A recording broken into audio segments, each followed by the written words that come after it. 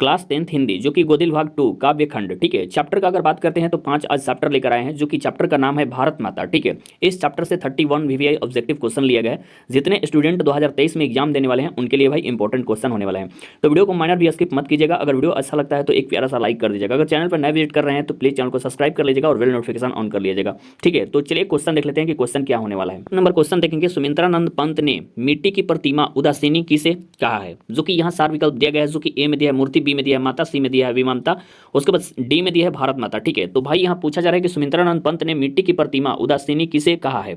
तो भाई ये भारत माता, जो कि डी हमारा राइट द आंसर हो जाएगा। ठीक है, उसके बाद 2 नंबर क्वेश्चन देखेंगे, सुमित्रानंद पंत का जन्म कहाँ हुआ था? जो कि यहाँ 4 विकल्प दिया गया है, जो कि ए में दिया है कौसानी, बी में दिया है श्यामली, उसके बाद सी में दिया है चंपारण, उसके बाद डी में दिया है मेरठ। ठीक है, तो भाई यहाँ पूछा जा रहा है कि सुमित्रानंद पंत का जन्म कहाँ हुआ था? ठीक है, तो ए कौसानी में हुआ था, जो कि ए हमारा राइट द आंसर हो जाएगा। ठीक है, उसके बाद 3 नंबर क्वेश्चन देखेंगे, सुमित्रानंद पंत की माता का नाम क्या है? जो कि यहाँ 4 विकल्प दिया गया है, जो कि ए में दिया है सरस्वती देवी, बी में दिया है लक्ष्मी देवी, सी में दिया है बुधिया देवी, उसके बाद डी में दिया है सुमित्रा देवी। ठीक है, तो भाई यहाँ पूछा जा रहा है सुमित्रानंद पंत की माता का नाम क्या है? जो कि सरस्वती देवी, जो कि ए हमारा राइट द आंसर हो जाएगा। ठीक है, उसके बाद 4 नंबर क्वेश्चन देखेंगे कि पंत जी के पिताजी का नाम है मतलब क्या है? जो कि यहाँ 4 विकल्प दिया गया है, जो कि ए में दिया है गंगादत्त, बी में दिया है गंगाधर, उसके बाद सी में दिया है श्रीधर, उसके बाद डी में दिया है शिवदत्त। ठीक है, तो भाई यहाँ पूछा जा रहा है कि पंत जी के पिताजी का नाम है, तो भाई ए गंगादत्त। ठीक है, जो कि ए हमारा राइट द आंसर हो जाएगा। ठीक है, उसके बाद 5 नंबर क्वेश्चन देखेंगे, पंत जी ने हाई स्कूल की शिक्षा कहाँ पाई? जो कि यहाँ 4 विकल्प दिया गया है, जो कि ए में दिया है मुगलसराय, बी में दिया है बनारस में, सी में दिया है हरिद्वार में, उसके बाद डी में दिया है पाटलिपुत्र में। ठीक है, तो भाई यहाँ पूछा जा रहा है पंत जी ने हाई स्कूल की शिक्षा कहाँ पाई? तो भाई बनारस में, जो कि बी हमारा राइट द आंसर हो जाएगा। ठीक है, उसके बाद 6 नंबर क्वेश्चन देखेंगे कि पंत जी का जन्म कब हुआ था? जो कि यहाँ 4 विकल्प दिया गया है, जो कि ए में दिया 1899 ईस्वी में, बी में दिया 1900 ईस्वी में, सी में दिया 1901 ईस्वी में, डी में दिया 1902 ईस्वी में। ठीक है, तो भाई यहाँ पूछा जा रहा है कि पंत जी का जन्म कब हुआ था? तो भाई 1900 ईस्वी में, जो कि बी हमारा राइट द आंसर हो जाएगा। ठीक है, उसके बाद 7 नंबर क्वेश्चन देखेंगे, पंत जी का निधन कब हुआ था? जो कि यहाँ 4 विकल्प दिया गया है, जो कि ए में दिया 29 दिसंबर 1977 को, बी में दिया है 30 दिसंबर 1977 को, सी में दिया है 31 दिसंबर 1977 को, डी में दिया है 1 जनवरी 1978 को। ठीक है, तो भाई यहाँ पूछा जा रहा है कि पंत जी का निधन कब हुआ था? तो भाई 29 दिसंबर 1977 को, जो कि ए हमारा राइट द आंसर हो जाएगा। ठीक है, उसके बाद 8 नंबर क्वेश्चन देखेंगे कि पंत जी किस युग के कवि थे? जो कि यहाँ 4 विकल्प दिया गया है, जो कि ए में दिया है भारतेंदु युग के, बी में दिया है ऋतु युग के, उसके बाद सी में दिया है छायावाद युग के, उसके बाद डी में दिया है इनमें से कोई नहीं। ठीक है, तो भाई यहाँ पूछा जा रहा है कि पंत जी किस युग के कवि थे? तो भाई छायावाद युग के, जो कि सी हमारा राइट द आंसर हो जाएगा। ठीक है, उसके बाद 9 नंबर क्वेश्चन देखेंगे, पंत जी विरोधी थे? जो कि यहाँ 4 विकल्प दिया गया है, जो कि ए में दिया है मनतावाद का, उसके बाद बी में दिया है अतिवादिता का, उसके बाद सी में दिया है समाजवादिता का, उसके बाद डी में दिया है इनमें से कोई नहीं। ठीक है, तो भाई यहाँ पूछा जा रहा है कि पंत जी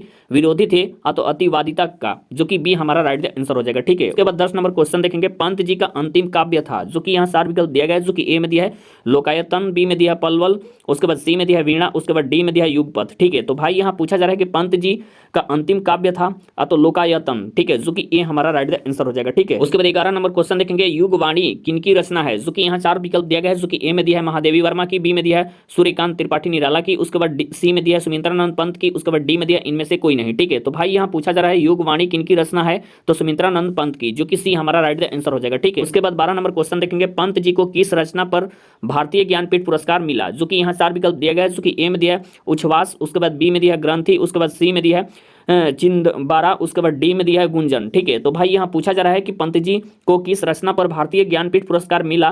तो भाई चिंदबारा, जो कि सी हमारा राइट द आंसर हो जाएगा। ठीक है, उसके बाद 13 नंबर क्वेश्चन देखेंगे, भारत माता कविता के रचनाकार हैं? जो कि यहाँ 4 विकल्प दिया गया है, जो कि ए में दिया है सुमित्रानंद पंत, बी में दिया है सूर्यकांत त्रिपाठी निराला, उसके बाद सी में दिया है रामधारी सिंह दिनकर, उसके बाद डी में दिया है प्रेमघन। ठीक है, तो भाई यहाँ पूछा जा रहा है कि भारत माता कविता के रचनाकार हैं तो सुमित्रानंद पंत, जो कि ए हमारा राइट द आंसर हो जाएगा। ठीक है, उसके बाद 14 नंबर क्वेश्चन देखेंगे, पंत जी ने प्रवासिनी किसे कहा है? जो कि यहाँ 4 विकल्प दिया गया है, जो कि ए में दिया है भारतीय जनता को, बी में दिया है भारत माता को, सी में दिया है भारत माँ के संतान को, उसके बाद डी में दिया है इनमें से कोई नहीं। ठीक है, तो भाई यहाँ पूछा जा रहा है कि पंत जी ने प्रवासिनी किसे कहा है? तो भाई ए भारत माता को, जो कि बी हमारा राइट द आंसर हो जाएगा। ठीक है, उसके बाद 15 नंबर क्वेश्चन देखेंगे, कवि पंत जी को किसका हास भी राहुग्रस्त दिखाई पड़ता है? जो कि यहाँ 4 विकल्प दिया गया है, जो कि ए में दिया अंग्रेजों का, बी में दिया भारतीयों का, सी में दिया भारत माता का, डी में दिया इनमें से कोई नहीं। ठीक है, तो भाई यहाँ क्वेश्चन में पूछा जा रहा है कवि पंत जी को किसका हास भी राहुग्रस्त दिखाई पड़ता है? तो भाई भारत माता का, तो सी हमारा राइट द आंसर हो जाएगा। ठीक है, उसके बाद 16 नंबर क्वेश्चन देखेंगे, सुमित्रानंद पंत किस युग के कवि हैं? तो भाई यहाँ 4 विकल्प दिया गया है, जो कि ए में दिया है द्विवेदी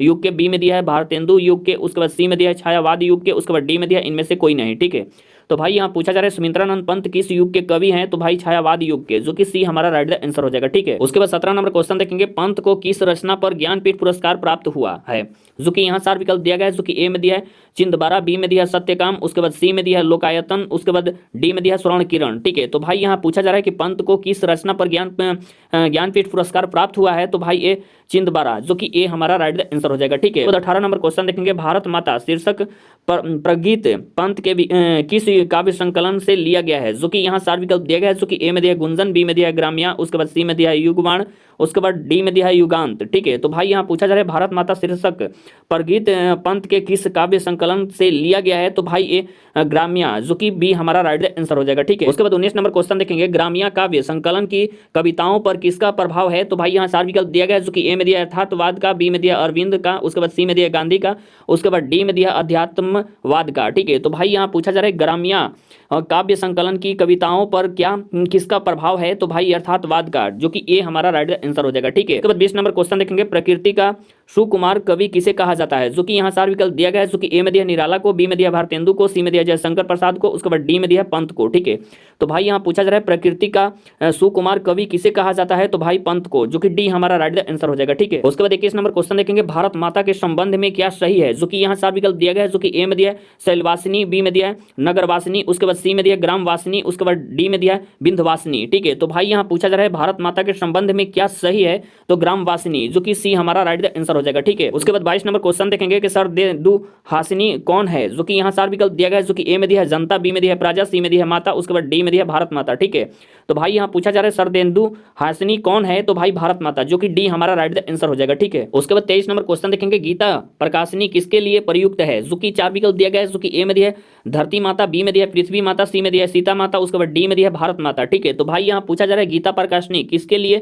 प्रयुक्त है, तो भारत माता, जो कि डी हमारा राइट आंसर हो जाएगा। ठीक है, उसके बाद 24 नंबर क्वेश्चन देखेंगे, पंत का जन्म कहाँ हुआ था, जो कि यहाँ 4 विकल्प दिया गया है, जो कि ए में दिया है पटना साहिब पटना, बी में दिया है कौसिनी अल्मोड़ा, उसके बाद सी में दिया है सारण वैशाली, उसके बाद डी में दिया है बुटाटी राजस्थान। ठीक है, तो भाई यहाँ पूछा जा रहा है पंत का जन्म कहाँ हुआ था, तो भाई कौसानी अल्मोड़ा, जो कि बी हमारा राइट आंसर हो जाएगा। ठीक है, उसके बाद 25 नंबर क्वेश्चन देखेंगे, पंत ने काव्य लिखा था, जो कि यहाँ 4 विकल्प दिया गया है, जो कि ए में दिया है उच्छ्वास, बी में दिया है बादल, सी में दिया है युगवाणी, उसके बाद डी में दिया है लोकायतन। ठीक है, तो भाई यहाँ पूछा जा रहा है पंत ने काव्य लिखा था, तो लोकायतन। ठीक है, जो कि डी हमारा राइट आंसर हो जाएगा। ठीक है, उसके बाद 26 नंबर क्वेश्चन देखेंगे, गंगा यमुना को कवि ने किसके रूपक के रूप में प्रस्तुति किया है, जो कि यहाँ 4 विकल्प दिया गया है, जो कि ए में दिया है भारत माता के 2 हाथों, बी में दिया है भारत माता के 2 पैरों, उसके बाद सी में दिया है भारत माता की 2 आंखें, उसके बाद डी में दिया है इनमें सभी। ठीक है, तो भाई यहाँ पूछा जा रहा है गंगा यमुना को कवि ने किसके रूपक के रूप में प्रस्तुत किया है, तो भाई ये भारत माता की 2 आंखें, जो कि सी हमारा राइट आंसर हो जाएगा। ठीक है, उसके बाद 27 नंबर क्वेश्चन देखेंगे, तरुतल निवासिनी के माध्यम से कवि ने भारत के निवासियों का कैसा चित्रण किया है, जो कि यहाँ 4 विकल्प दिया गया है, जो कि ए में दिया है दीनता का, बी में दिया है धर्मात्मा का, उसके बाद सी में दिया है कटुता का, उसके बाद डी में दिया है इनमें से कोई नहीं। ठीक है, तो भाई यहाँ पूछा जा रहा है तरुतल निवासिनी के माध्यम से कवि ने भारत के निवासियों का कैसा चित्रण किया है, तो भाई ये दीनता का, जो कि ए हमारा राइट आंसर हो जाएगा। ठीक है, उसके बाद 28 नंबर क्वेश्चन देखेंगे, शरतेंदु का शाब्दिक अर्थ है, तो भाई यहाँ 4 विकल्प दिया गया है, जो कि ए में दिया है शरद ऋतु की वर्षा, बी में दिया है शरद ऋतु का सूर्योदय, उसके बाद सी में दिया है शरद ऋतु का सूर्यास्त, उसके बाद डी में दिया है शरद ऋतु का चंद्रमा। ठीक है, तो भाई यहाँ पूछा जा रहा है कि शरतेंदु का शाब्दिक अर्थ है तो शरद ऋतु का चंद्रमा, जो कि डी हमारा राइट आंसर हो जाएगा। ठीक है, उसके बाद 29 नंबर क्वेश्चन देखेंगे, क्रंदन का अर्थ है, जो कि यहाँ 4 विकल्प दिया गया है, जो कि ए में दिया है रोना, बी में दिया है हंसना, सी में दिया है गाना, डी में दिया है कंदमूल खाना। ठीक है, तो भाई यहाँ पूछा जा रहा है क्रंदन का अर्थ है तो भाई रोना, जो कि ए हमारा राइट आंसर हो जाएगा। ठीक है, उसके बाद 30 नंबर क्वेश्चन देखेंगे, तप स्वयं कौन सा समास है, जो कि यहाँ 4 विकल्प दिया गया है, जो कि ए में दिया है दिगु, बी में दिया है तत्पुरुष, उसके बाद सी में दिया है कर्मधारय, उसके बाद डी में दिया है द्वंद्व। ठीक है, तो भाई यहाँ पूछा जा रहा है तप स्वयं कौन सा समास है, तो भाई द्वंद्व, जो कि डी हमारा राइट आंसर हो जाएगा। ठीक है, उसके बाद 31 नंबर क्वेश्चन देखेंगे, पंत की मृत्यु कब हुई थी, जो कि यहाँ 4 विकल्प दिया गया है, जो कि ए में दिया है 25 नवंबर 1975 को, बी में दिया है 29 दिसंबर 1977 को, उसके बाद सी में दिया 26 जनवरी 1979 को, उसके बाद डी में दिया 30 फरवरी 1981 को। तो भाई यहाँ पूछा जा रहा है कि पंत की मृत्यु कब हुई थी, तो भाई ये 29 दिसंबर 1977 को, जो कि बी हमारा राइट आंसर हो जाएगा। ठीक है, अगर और क्वेश्चन आपको अच्छे से समझ में आ गया होगा तो वीडियो को एक प्यारा सा लाइक कर दीजिएगा, अगर चैनल पर नया विजिट करें तो प्लीज चैनल को सब्सक्राइब कर लीजिएगा और बेल नोटिफिकेशन ऑन कर लीजिएगा। तब तक नेक्स्ट वीडियो में फिर मिलेंगे। Thank you so much, good bye.